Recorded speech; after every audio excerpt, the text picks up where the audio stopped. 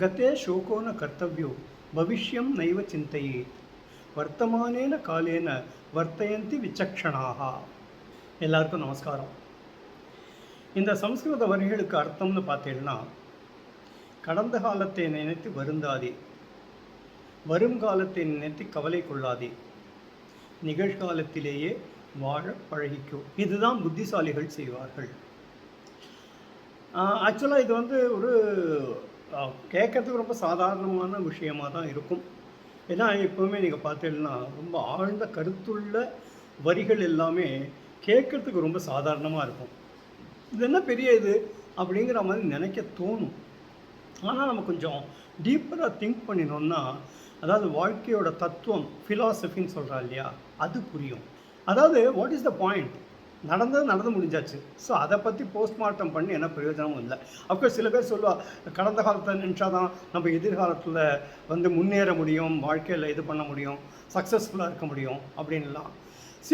அந்த அனுபவம் நம்ம மனசில் இருக்கணும். ஆனால் அதுக்காக தான் சொல்லியிருக்கேன், கடந்த காலத்தை நினைத்து வருந்தாதே, கடந்த காலத்தை பற்றி சிந்திக்காதேன்னு சொல்லலை. Yes, you should think about the past, but you need not be lamenting over it. நடந்தது அது ஒரு அனுபவமாக நம்ம எடுத்துக்கலாம். அதே மாதிரி எதிர்காலத்தை நினைத்து கவலை கொள்ளாதே அப்படின்னா எதிர்கால பிளானிங்கே பண்ணாதேன்னு சொல்லலை.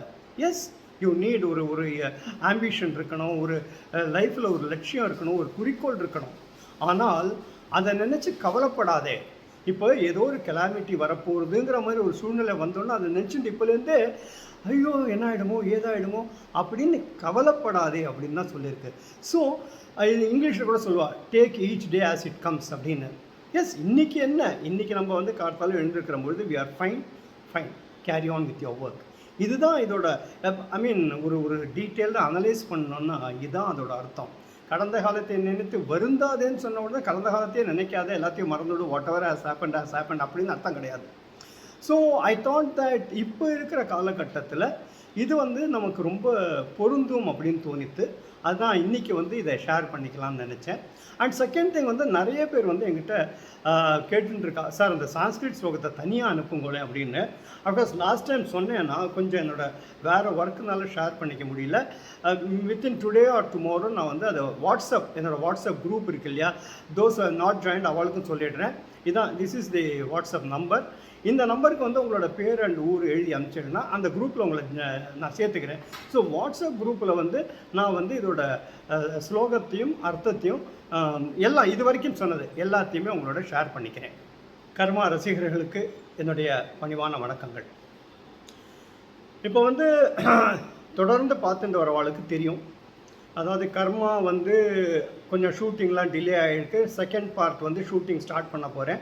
அது அஃப்கோர்ஸ் இந்த மந்த் எண்டு கூட முடியுமான்னு தெரியல, ஜூனில் ஸ்டார்ட் பண்ணுவேன். And subsequent to that second part will be uploaded. And also இந்த தருணத்தில் நான் எல்லாருக்கும் என்னோட நன்றியை, மனசார நன்றியை தெரிவிச்சுக்கிறேன். You people have been supporting. இன்னும் அதாவது கர்மா பார்த்து முடிச்சாச்சு, ஒரு ஸ்டேஜில் அது அப்படியே நின்று இருக்கு. இருந்தாலும் இன்றைக்கும் எனக்கு ரசிகர்கள்டேருந்து சப்போர்ட் வந்துட்டுருக்கு, கமெண்ட்ஸ் வந்துட்டுருக்கு. நீங்கள் கவலைப்படாதீங்கோ, இது டைம் ஆனாலும் பரவாயில்ல, நாங்கள்லாம் வெயிட் பண்ணுறோம் அப்படின்லாம் சொல்லிகிட்டு இருக்கா. தேட் அப்பார்ட், இப்போ அந்த ஸ்டாப் கேப்பில் தான் இந்த ரமண மகர்ஷியோட இதை போட்டுருக்கேன். அண்டு இன்றைக்கி அடுத்த பார்ட் வரும், அதை நீங்கள் பார்க்கலாம். அதுக்கப்புறம் நாளையோடு அது முடிஞ்சு போயிடும். அதுக்கப்புறம் அஃப்கோர்ஸ் அடுத்தது சிட்னி காலிங்னு சொன்னேன். அது நான் தொடர்ந்து ஏதாவது ஒரு இன்டராக்ஷன் உங்களுக்கும் எனக்கும் இருக்கணுங்கிறதுக்காக பண்ணிட்டுருக்கேன். ஸோ இப்போ நீங்கள் ரமண மகர்ஷி இன்னியோட பார்ட்டை பாருங்க. அண்ட் இதுக்கப்புறம் ஒரு ஒரு ரொம்ப ஒரு டென்ஷனான ஒரு விஷயம் நடந்தது ரமண மகர்ஷி ட்ராமா ஸ்டேஜ் பண்ணுறதுல. அந்த அனுபவத்தை உங்களோட ஷேர் பண்ணிக்கிறேன். முதல்ல இன்னையோட எபிசோடை பாருங்க. இங்கே வர்றா எல்லாருமே இங்கேன்னு மட்டும் இல்லை, கோவிலுக்கு வர்றவா, பல ஆச்சாரியார்களை தேடி போறவா எல்லாருமே தனக்கு இது வேணும் அது வேணும்னு வேண்டிப்பா.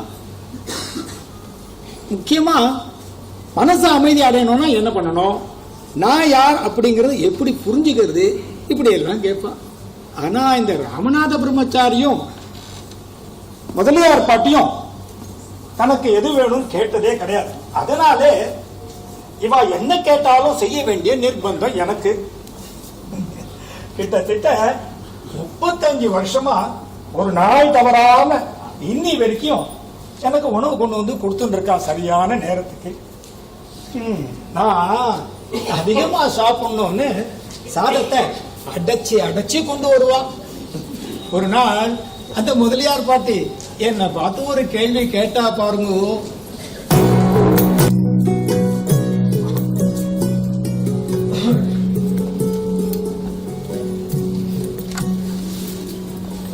பாத்தீரா ஓய், பாட்டி பயங்கர புத்திசாலி. எப்பவுமே கொண்டு வர அதே பாத்திரம் தான். ஆனா 2-3 நாளா அதுல சாதத்தை நன்னா அமுத்தி அடைச்சி உருண்டையாக்கி கொண்டு வரா.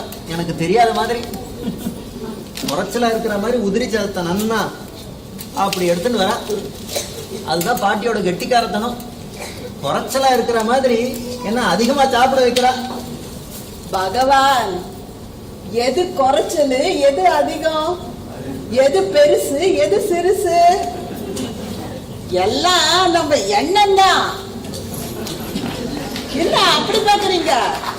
நானா எதுவும் சொல்லல, எல்லாம் பகவான் சொன்னதுதான். நான் சொன்னதை எங்கிட்டயே சொல்லி காட்டுறா.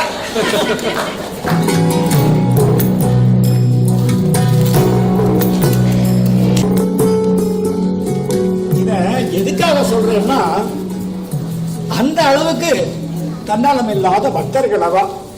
அவ்வளவு மரியாதை, அவ்வளவு பக்தி. அதனாலதான் அவளை கட்டா எனக்கு பயம்னு சொல்லுவேன். எனக்கு ஒரு சந்தேகம். ஒரு சந்தேகம் தானா? வாழ்நாள் முழுக்க சந்தேகத்தோட தானே வாழ்க்கையே நடந்துட்டு இருக்கு.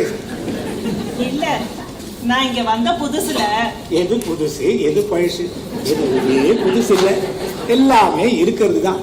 இருக்குன்னு நினைச்சா இருக்கு, இல்லைன்னு நினைச்சா இல்லை.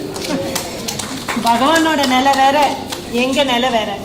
நான் கேட்க வந்தது, அப்பெல்லாம் பகவானும் சரி, பழனிசாமியும் சரி, ராமநாத பிரம்மச்சாரி அவளும் சரி பிச்சை எடுத்துதான் சாப்பிடுவான்னு சொன்னாங்க. அது அதோரமா படுறதா? எந்த விதமான இச்சையும் இல்லாதவளுக்கு பிச்சை இழிவா தோணாது. இதுல வேடிக்கை என்னன்னா, இவ எல்லாரும் பல பேர் நாட்டுல இருந்து என்னெல்லாமோ உணவு கொண்டு வருவா. எல்லாத்தையும் சேர்த்து நான் ஒன்னா போட்டு பிசைஞ்சு எல்லாரும் சம அளவு பங்கு போட்டு சாப்பிடுவோம். இந்த குஞ்சசுவாமிக்கு கொடுக்கும் போது அவர் வேடிக்கையா சொல்லுவார், பகவான் எல்லாம் ஒண்ணுதான், அதுக்குன்னு இப்படி எல்லாத்தையும் ஒண்ணு சேர்க்க வேண்டாமேன்னு. மற்றவெல்லாம் அதை கேட்டு சிரிப்பா. இந்த சுவைங்கிறது மனசு சம்பந்தப்பட்டது. மனசு மூளைக்கு உத்தரவு கொடுத்து அதுக்கு தகுந்த மாதிரி மூளை செயல்படுறது. அப்பதான் நாக்குக்கு ருசி தெரியும், உடம்புக்கு வலி தெரியும். இந்த மனசை கட்டுப்படுத்தி அடக்கி வச்சா அமைதி தன்னால கிடைக்கும். அந்த அமைதியை வெளியில எங்கெல்லாமோ தேடுறோம். அது அவளுக்குள்ளே இருக்குன்னு யாருக்கும் தெரிய மாட்டேங்கிறது. மனசு மூளையை இயக்கிறதுனால எல்லாத்தையும் இழக்கிறது. அதை புரிஞ்சுக்கிறதுக்கு யார் யார் எத்தனை பிறவி எடுக்கணுமோ அது அவளோட பிராரப்தம். பகவான், என்ன அடுத்த சந்தேகமா? மனசு எப்ப அமைதி அடையிறதோ அப்ப சந்தேகம் சந்தோஷமா வெளியேறிடும். யாராவது கேள்வி கேட்டா உடனே பதில் சொல்லாம பகவான் கொஞ்ச நேரம் கழிச்சு சொல்றதா எல்லாரும் சொல்றாங்க.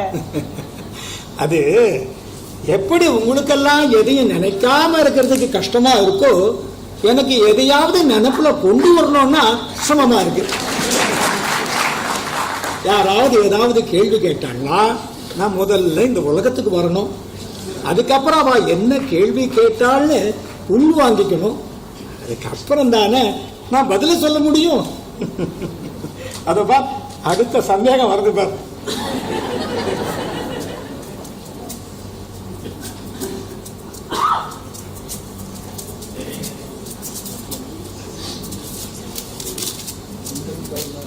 சொன்னா கேட்க மாட்டேங்கிறா. பார்வை வேற மங்கி போச்சு. எதுக்காப்புல யார் இருக்கான்னு கூட தெரியல. ஆனா பகவானுக்கு உணவு கொண்டு வந்து கொடுப்பேன்னு அடம் பிடிக்கிறா. எனக்கு கண்ணு தெரியாட்டி என்ன, பகவானுக்கு கண்ணு தெரியுதுல, அவரால என்ன பார்க்க முடியுதுல? அதுதான் முக்கியம், அதுதான் தேவை, அதுதான் சேவை.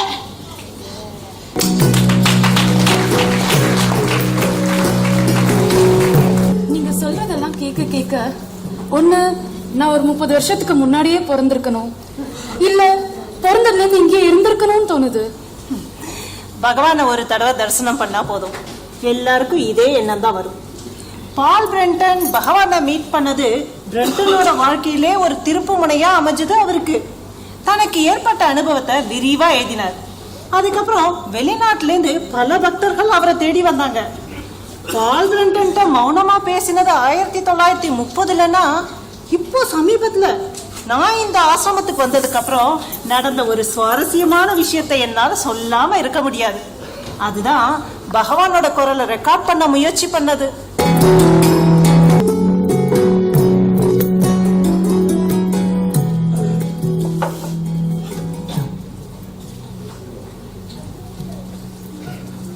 என்னது இது? என்ன பண்றேன்?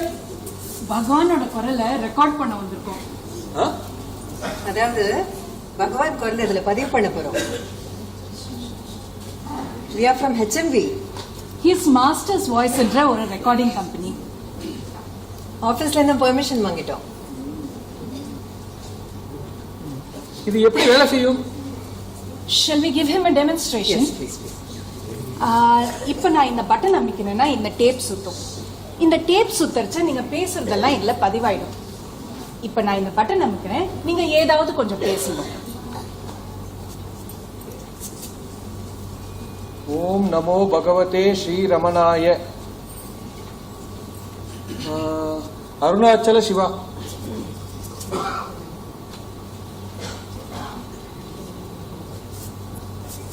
ஓம் நமோ பகவதே ஸ்ரீ ரமணாய. அருணாச்சல சிவா. நான் பேசுறது அப்படியே கேட்டது. இதே மாதிரிதான் பகவான் குரலை இதுல ரெக்கார்ட் பண்ண போறோம். குஞ்சுசாமி, யார் இவா? என்ன பேசிட்டு இருக்கு? இவெல்லாம் HMV கம்பெனில இருந்து வந்திருக்கா. His Master's Voice அப்படிங்கிற company. We have come to record this Master's Voice. Yes, we have come to record this Master's voice. நான் கூட பேசி பார்த்தேன், அது அப்படியே கேட்டது. ஆன் பண்ணலாமா?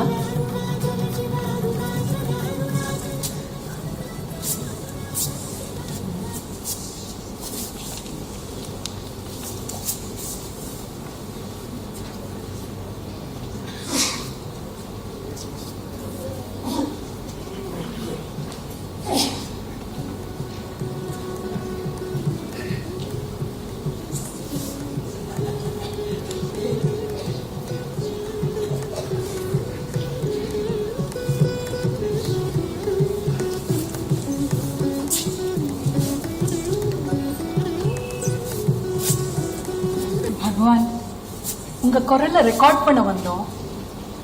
ஆனா பகவான் எதுவுமே பேசலையே. நான் பேசிட்டு தானே இருந்தேன், உங்களுக்கு தான் கேட்கல. Silence is my speech. That silence is recorded here. Do you know? Silence is grandson of speech. Bhagavan, I'm astonished. You've made me speechless.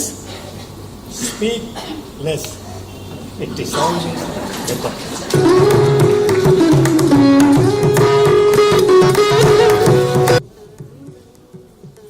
அப்போ அவர் குரலை ரெக்கார்டே பண்ணலையா? பார்க்க போனா பகவானோட சில வீடியோக்கள் இருக்கு. ஆனா அவரோட குரல் எங்கேயும் ரெக்கார்ட் பண்ணப்பட்டதா தெரியல. ஒருவேளை அவரோட குரல் ரெக்கார்ட் ஆகிறத பகவான் விருப்பப்படலையோ என்னவோ. எப்படி அவரால் மணிக்கணக்கா பேசாம இருக்க முடியுதுன்னு தெரியல. நான் பேசாம இருக்கிறது ஒரே ஒரு இடத்துல தான், அதான் பகவான் முன்னாடி இருக்கும் போது. இல்லைன்னா ஓயாம பேசிக்கிட்டே இருப்பேன். அதை நீ தனியா வேற சொல்லணுமா? அது போங்க. பகவான் பேசவே மாட்டார்னு இல்ல.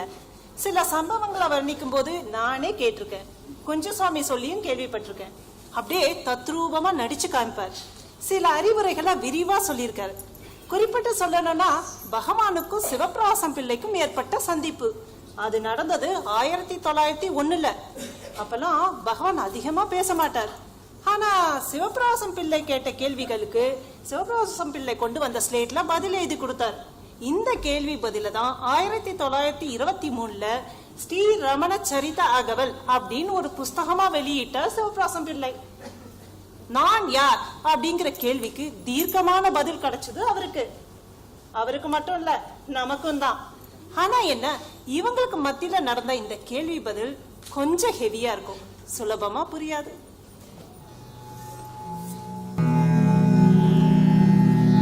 நான் சிவபிரகாசம் பிள்ளை.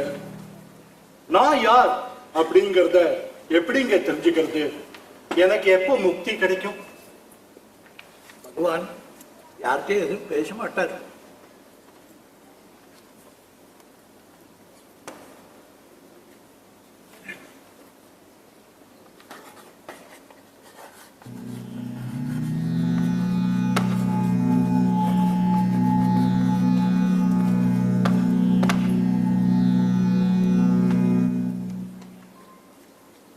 தீவிர ஆத்ம விசாரம் பண்ணா நான் யாருங்கிறது புரிஞ்சு போகும். அதுதான் முக்தியை கொடுக்கும். தீவிர ஆத்ம விசாரம்னா அந்த தீவிர விசாரம் பண்ணா நான் யார் அப்படிங்கறத தெரிஞ்சுக்கலாமா? ஓ, நான் அப்படின்னு சொன்னா இந்த ஸ்தூல சரீரம் நான் இல்ல, பஞ்ச பிராணாதி வாயுக்கள் 5 எலிமெண்ட்ஸ் நான் இல்ல, யோசிக்கிற மனசு திங்கிங் மைண்ட் நான் இல்ல, அத்தியானமும் நான் இல்ல, இது எதுவுமே நான் இல்ல. இது எதுவுமே நான் இல்லைன்னா அப்போ நான் யார்? இப்ப நான் சொன்னேன் இல்லையா, இது எல்லாத்தையுமே இது நான் இல்ல, இது நான் இல்ல அப்படி நிராகரிச்சுட்டே வந்தா எஞ்சி இருக்கிற அந்த அறிவு, உள் உணர்வு, இன்னர் கான்சியஸ்னஸ், அதுதான் நான். அந்த உள் உணர்வோட தன்மை என்ன?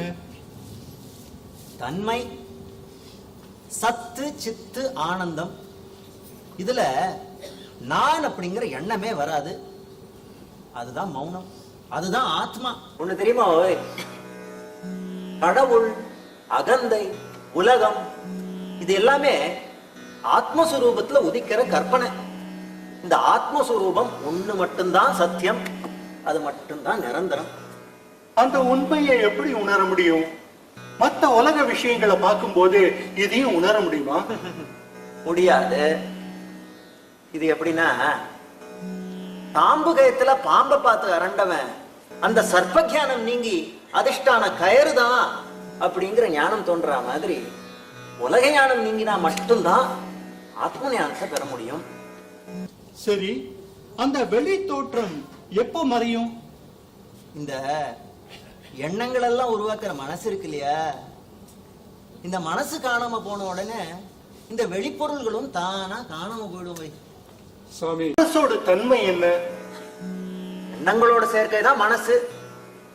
அது ஆத்மஸ்வரூபத்தோட ரொம்ப அதிசயமான சக்தி. இந்த உலகத்தையே அதுதான் உருவாக்குறது. மனசு சுழண்டுட்டே இருக்கும்போது உலகம் தெரியறது. சரி சாமி, அந்த மனச எண்ண ஓட்டங்களை எப்படி மறைய வைக்கிறது? நான் யார் அப்படிங்கிற கேள்வியை எழுப்பிண்டே இருக்கணும். இந்த கேள்வியும் மனசுல ஏற்படுற ஒரு செயல்தான். ஆனா வேற எந்த சிந்தனையும் இல்லாம பண்ணிடும். அப்படி பண்ற போது கடைசியில இந்த சிந்தனை இல்லாம செஞ்சிடும். இது எப்படின்னா, சடலத்தை சாம்பலாக்கிறதுக்கு கெந்தி விடுற கட்டை இருக்கு இல்லையா, கடைசியில அதுவும் சேர்ந்து சாம்பல் ஆயிடுறது. அது மாதிரிதான். உங்களுக்கு இன்னொரு உதாரணம் சொல்லணும்னா, இந்த சிலந்தி பூச்சி தன்கிட்டே இந்த நூலை நுத்து தன்கிட்டே இழுத்துக்கும். அதே மாதிரிதான் இந்த மனசும் தன்கிட்டே இந்த உலகத்தை உருவாக்கி தன்கிட்டே இழுத்துக்கிறது. ஒண்ணு தெரியுமா, உலகம்னு ஒண்ணு உருவாக்கிட்டோம்னா ஆத்மாவை பார்க்க முடியாது. ஆத்மா பிரகாசிச்சுடுத்துனா உலகமே தெரியாது. என்ன பாக்குறீ? சாமி சொல்றத உள் வாங்கிக்க முயற்சி பண்றேன் சாமி. நல்ல உன்னிப்பா கவனியும்.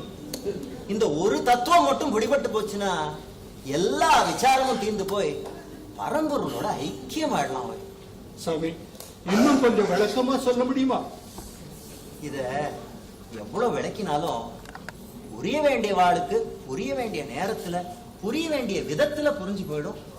அதுக்காக உங்களோட முயற்சியை கைவிட்டுடக்கூடாது.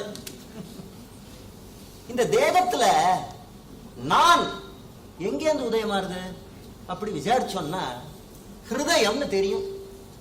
ஆனா பொதுவா எல்லாரும் நினைச்சிட்டு இருக்கிற மாதிரி மார்போடு இடது பக்கம் இருக்கிற பௌதீக ஹிருதயம் இல்ல, மார்போடு வலது பக்கம் இருக்கிற சூக்ஷ்ம ஸ்தலமான ஆன்ம ஹிருதயம். எல்லா செயலியுமே ஒரு அகம்பாவம் இல்லாம இத நான் பண்றேன் அப்படிங்கிற ஒரு எண்ணம் இல்லாம பண்ணணும். உண்மையான பக்தியில அகம்பாவம் தனக்குள்ள சரணாகதி ஆயிடும். Total surrender. மனசு, அதாவது எண்ண அலைகளை அழிக்க வேற எந்த மார்க்கமும் இல்லையா? வேற மார்க்கத்துல யோகாபியாசம், பிராணாயாமம் இப்படி எல்லாம் பண்ணினா மனசு தற்காலிகமா அடங்கி இருக்கும். ஆனா அந்த செயல்ல இருந்து வெளியில வந்த உடனே மனசு திரும்ப அலைபாய ஆரம்பிச்சிடும். குரங்கு புத்தின்னு சொல்லுவா இல்லையா, அந்த மாதிரி. இந்த எண்ணங்களும் செயல்பாடுகளும் எப்போதான் தனக்குள்ள அடங்கும் சாமி? எவ்வளவுக்கு எவ்வளவு தனக்குள்ளேயே இருக்கீரோ அதுக்கு தகுந்த மாதிரி எண்ணங்களும் கரைஞ்சுண்டே வந்து கடைசியில் இல்லாமே போயிடும். சரி, பல பிறவியினால ஏற்பட்ட இந்த எண்ணங்களை அடியோடு அழிக்கிறது சாத்தியமா? இந்த மாதிரி சந்தேகங்களுக்கு இடமே தரப்படாது. ஆத்ம விசாரம் ஒண்ணுல மட்டுமே எண்ணங்களை செலுத்தின்னு இருந்தா அந்த எண்ணங்கள் கரைஞ்சுட்டே வந்து நான் யார் அப்படிங்கறத உணர்ந்துடலாம். சந்தேகங்கள் ஏற்படும் போது அந்த சந்தேகங்களை வலுப்படுத்தாம இது எங்கேருந்து உருவாறது அப்படிங்கறத ஆராய முற்படணும். அதுதான் சரியான பதில் கொடுக்கும். சரி சாமி, எத்தனை காலம் வரை இந்த ஆத்ம விசாரம் நீடிக்கணும்? மனசுல இருக்கிற எண்ணங்கள்லாம் பூர்ணமா மறையற வர. கோட்டையில இருக்கிற எதிரிகள் மாதிரி எண்ணங்கள் வெளியில வர வர அதை அழிச்சுட்டே இருக்கணும். அப்போதான் பரம்பொருள்ங்கிற அந்த கோட்டையை கைப்பற்ற முடியும். அப்படி அழிச்சுட்டே இருக்கிறதுக்கு பேர் தான் வைராக்கியம். விவேகம் இல்லாதவா ஆசைங்கிற வெயில்ல இருந்து அமைதிங்கிற அந்த நிழலுக்கு மாறி மாறி வந்து போயிட்டே இருப்பாவை. ஆனா விவேகியோ அமைதிங்கிற அந்த நிழலுக்கு ஒரு தடவை வந்தாச்சுன்னா அங்கே நகர கூட மாட்டான். அதே மாதிரி தன் சொரூபத்தை அடையிறவரை தான் யாருங்கிறது உணர்றது வர ஆத்ம விசாரத்துல தொடர்ந்து ஈடுபட்டுட்டே இருக்கணும். அப்படி பார்த்தா இந்த உலகமும் அதுல நடக்கிற எல்லா விஷயங்களும் கடவுளோட விருப்பம் தானே? பின்ன ஏன் கடவுள் இந்த ஆத்ம விசாரத்தை தனியா ஏற்படுத்தணும்? கடவுளுக்கு எந்த நோக்கமும் இல்ல, எந்த செயலும் அவரை கட்டுப்படுத்துறதும் இல்ல. உதாரணத்துக்கு அந்த சூரியன் எடுத்துக்கோங்க. சூரியனோட உதயத்துல எந்த இச்சையோ நோக்கமோ முயற்சியோ இல்ல. ஆனா சூரியன் உதயமான உடனே பூமியில எவ்வளவோ செயல்கள் ஆரம்பிக்கிறது. சூரியனோட கதிர்கள் பட்ட உடனே நெருப்பு உண்டாறது, தாமரை மலர்றது, நீர் ஆவியாறது, எல்லா உயிரினங்களும் செயல்படுறது. ஆனா இதனால சூரியனுக்கு எந்த பாதிப்பும் இல்லை. அது இயற்கையோட செயல்பாடு. அதே மாதிரிதான் நீர், நிலம், நெருப்பு, காத்து இது எல்லாத்துக்கும் தனித்தனியா வேறுபாடுகள் இருந்தாலும் ஸ்பேஸ், அட்மாஸ்பியர், ஈத்தர் அப்படியெல்லாம் சொல்றா இல்லையா, அது மேல எல்லாம் எந்த பாதிப்பும் கிடையாது. அதனால ஆத்ம விசாரம் ஒண்ணுல மட்டுமே ஈடுபட்டு இருந்தா போறோம். எல்லாருமே நான் யார் அப்படிங்கறத உணர்ந்துடலாம். இதுதான் நம்ம எல்லாருக்குமே சரியான பாதை. சாமி, அந்த உயர்ந்த நிலைய நான் எப்போ சாமி அடைவேன்? உயர்ந்த நிலை, தாழ்ந்த நிலை அப்படி எதுவுமே கிடையாது. எல்லாமே சமநிலை தான். நீ நினைச்சுட்டு இருக்கி இந்த நிலையிலிருந்து இந்த நிலைக்கு வந்து சேரணும்னு. ஆனா அது அப்படி இல்லை. எல்லாமே இங்கதான் இருக்கு. ஒரு சில பேருக்கு இது நியாயமான நிலை, ஒரு சில பேருக்கு இது. ஆனா நம்ம எல்லாருமே வந்து சேர வேண்டிய நிலை இது. இந்த இடத்துல இருந்து மெதுவா நகண்டு நகண்டு நகண்டு இங்க வந்து சேரணும்.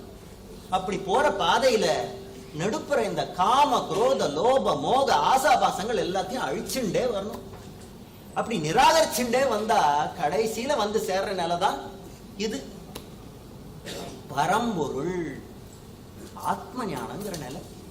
கடைசியா வந்து சேர்ந்தாலும் இது ஒண்ணுதான் ஓய், நிரந்தரமான நிலை. சுவாமி, எனக்குள்ள இருந்த எல்லா சந்தேகங்களையும் மொத்தமா தீர்த்து வச்சுட்டீங்க. இனிமே இதை எப்படி செயல்படுத்துறதுன்னு நான் முயற்சி பண்றேன் சாமி. ஓய், அந்த முயற்சியை மட்டும் கை விட்டுடாதே, பண்ணிண்டே இருங்கோ. என்னாச்சு? கன்னத்துல கைய வச்சுட்டு உட்காந்துருக்க? இல்ல, பகவான் சொன்னது சிவபிரகாசம் பிள்ளைக்கு சுலபமா புரிஞ்சு போச்சு. ஆனா எனக்கு தான் எதுவுமே புரியல. அது உனக்குன்னு இல்ல, பல பேருக்கு புரிஞ்சிருக்காது. இத நிறைய தடவை படிக்கணும், கேட்கணும். அப்பதான் ஓரளவுக்காவது புரியும். இதுதான் சிவபிரகாசம் பிள்ளை பிரசுரம் பண்ணின ஸ்ரீ ரமண சரித அகவல். சுலபமா புரிஞ்சு போச்சுன்னா நாம எல்லாருமே ஞானி ஆயிடலாமே. இந்த விளக்க உரையெல்லாம் நமக்கு தான் தேவை. ஆனா மகான்களுக்கோ யோகிகளுக்கோ மௌனம் தான் பரிபாஷை. அதுக்கு உதாரணமா பகவானுக்கும் பரமாச்சாரியாளுக்கும் ஏற்பட்ட சந்திப்பு. மகாசுவாமி 2வது முறையா திருவண்ணாமலைக்கு கிரி பிரதர்ஷனம் பண்ண வந்தாரு. அப்போ நானும் ஆசிரமத்துல தான் இருந்தேன். ஜெய ஜெய சங்கர ஜெய ஜெய சங்கர ஹர ஹர சங்கர ஜெய ஜெய சங்கர. தீபாவள தரிசனம் பண்ணணும்னு யாரும் பிரயாசப்படுறா. நீங்க போலியா? நான் இந்த கோலத்துல பெரியவரை பார்க்க கூடாதுங்க. அப்படியா? शंकर जय जय शंकर हर हर शंकर जय जय शंकर हर हर शंकर जय जय शंकर हर हर शंकर जय जय शंकर हर हर शंकर जय जय शंकर हर हर शंकर जय जय शंकर हर हर शंकर जय जय शंकर हर हर शंकर जय जय शंकर ரமண மகரிஷி உள்ள இருக்கார். தெரியும், அதி ஆசிரமி. சந்திச்சா ஏதாவது உரையாடல் நிகழலாம். நாங்க 2 பேரும் ஒருத்தருக்கு ஒருத்தர் ஏற்கனவே சந்திச்சுட்டோமே. இத்தனை நேரம் பேசிட்டு தானே இருந்தோம். பார்த்துதான் பேசணும்னு இல்லை. எப்ப தோன்றுமோ அப்பப்ப பேசிக்கோ. நம்ம எண்ணங்களை மற்றவாளுக்கு புரிய வைக்கத்தான் பேச்சும் மொழியும் தேவை. அது இல்லாம புரிஞ்சுக்கிறவா கிட்ட சம்பாஷிக்கிறதுக்கு பேச்சோ மொழியோ அவசியம் இல்லை. நேருக்கு நேர் பார்த்துக்க கூட வேண்டாம். இங்க ஓடுற சாநித்தியம் தான் அங்க ஓடுறது, அங்க ஓடுறது தான் இங்கேயும் ஓடுறது. நதிகள் வேற வேற இடத்துல இருந்து புறப்பட்டாலும் வேற வேற பாதையில போனாலும் கடைசியில கலக்கிறது கடலோடு தான். அதை புரிஞ்சுட்டா எல்லாம் புரிஞ்சு போகும். जय शंकर हर हर शंकर जय जय शंकर हर हर शंकर जय जय शंकर.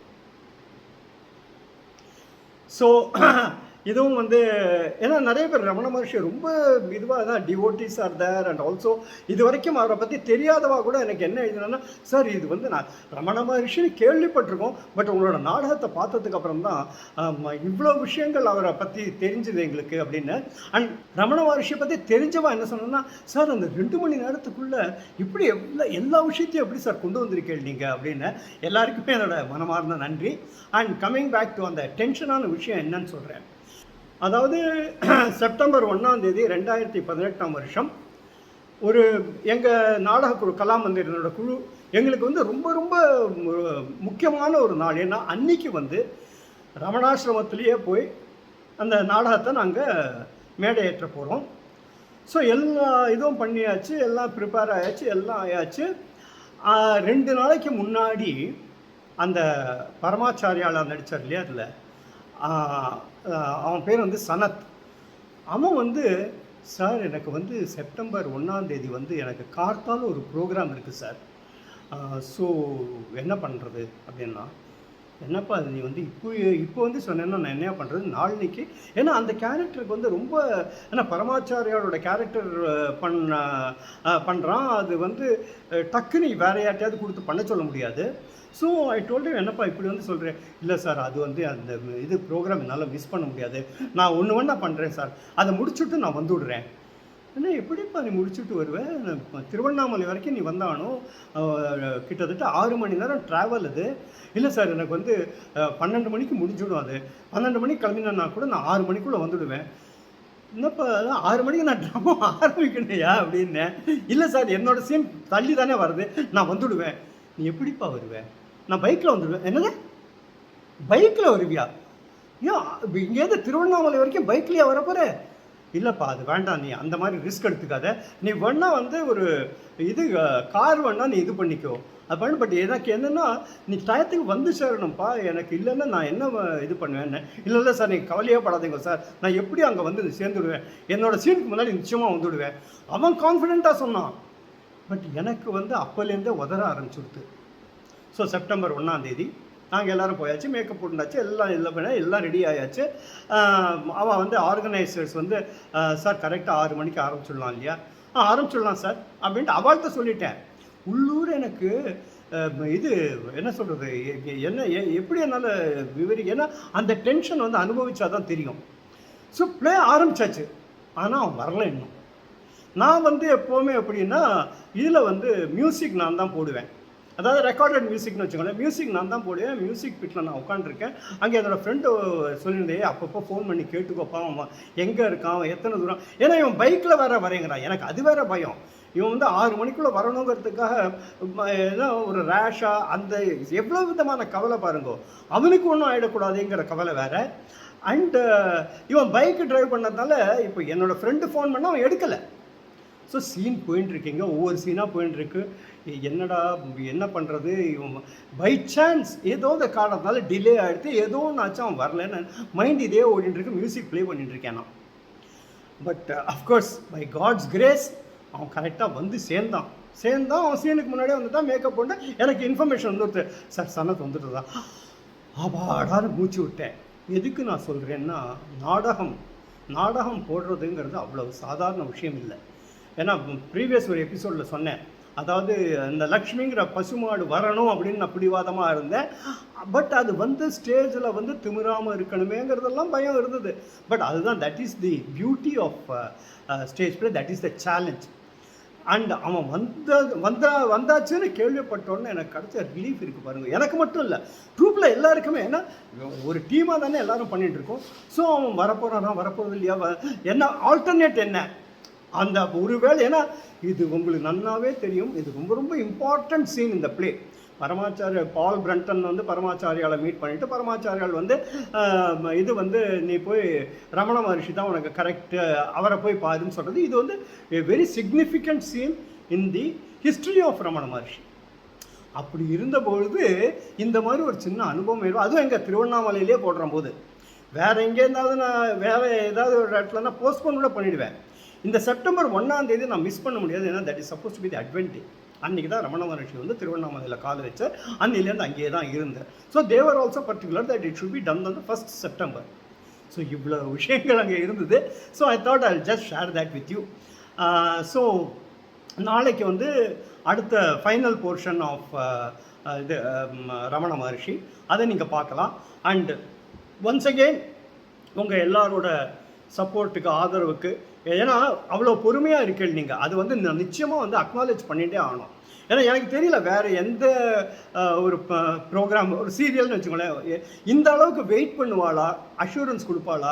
அண்ட் ஆல்சோ நீங்களே எல்லாருமே நிறைய பேர் என்ன சார் அவசரப்படாதீங்க சார், நிதானமாக எந்த ரிஸ்க்கும் எடுத்துக்காதீங்க, அந்த அளவுக்கு என் மேலே ஒரு ஈடுபாடு, என்னோட ஹெல்த் மேலே ஒரு கன்சர்ன், இதெல்லாம் வந்து கேட்குற போது எனக்கு ரொம்ப என்ன சொல்கிற ஒரு நெகிழ்வாக இருக்குது. அண்ட் ஒன்ஸ் அகெயின் வந்து யாரெல்லாம் இன்னும் யூடியூப்பில் சப்ஸ்கிரைப் பண்ணலையோ, ஃபாஸ்ட் ஃப்ளிக்ஸ் அதான் என்னோடய சேனலோட பேர், அதுக்கு சப்ஸ்கிரைப் பண்ணுங்க, மற்றவங்களோட ஷேர் பண்ணுங்க. ஏன்னா let us spread it. Incidentally இன்றைக்கி கார்த்தால வந்து இன்னொரு வீடியோ அப்லோட் பண்ணேன், நீங்களாம் பார்த்துருப்பேன்னு நினைக்கிறேன். வர்ஷா அப்படின்னு ஒரு 12th ஸ்டாண்டர்ட் கேர்ள் தான். ஏன்னா இப்போ யங்ஸ்டர்ஸுக்கு போக ஆரம்பிச்சிருக்கு, that itself is a welcome sign. அது மாதிரி உங்களில் யார் வேணாலும் இந்த மாதிரி ஒரு இன்டராக்ஷன் பண்ணணும் அப்படின்னு நினச்சேன்னா, இன்ஃபேக்ட் நான் என்ன எனக்கு தோணுதுன்னா, சரி as an extension, age factor கூட இல்லை, யாருக்கு வந்து என்னோட இன்ட்ராக்ட் பண்ணணும்னு தோன்றதோ, அதாவது கர்மாவை பார்த்து அதனால ஏற்பட்ட பாதிப்பு, தி இம்பேக்ட், அதை பற்றி நீங்கள் பேசணுன்னா we can always have a free talk on that. So யாருக்கெல்லாம் இன்ட்ரெஸ்டடோ எனக்கு என்னோடய நம்பர் தான் உங்களுக்கு தெரியும், அந்த நம்பர் இந்த நம்பர் தான். இதில் வந்து நீங்கள் எனக்கு மெசேஜ் அனுப்பிச்சிடலாம். we can fix up this one ஒரு வீடியோ கால் மாதிரி பண்ணிக்கலாம். அண்ட் ஆல்சோ வாட்ஸ்அப் குரூப்பில் யாரெல்லாம் இன்னும் சேரலையோ இல்லை சேர ஆசை இருக்கோ அவளும் வந்து இந்த நம்பருக்கு வந்து மெசேஜ் அனுப்பிச்சிடலாம். You can also become a part of the WhatsApp group. So எனக்காக வந்து நேரம் ஒதுக்கி பார்த்ததுக்கு மீண்டும் மீண்டும் என்னோட நன்றியை தெரிவிச்சுக்கிறேன். நன்றி நன்றி நன்றி.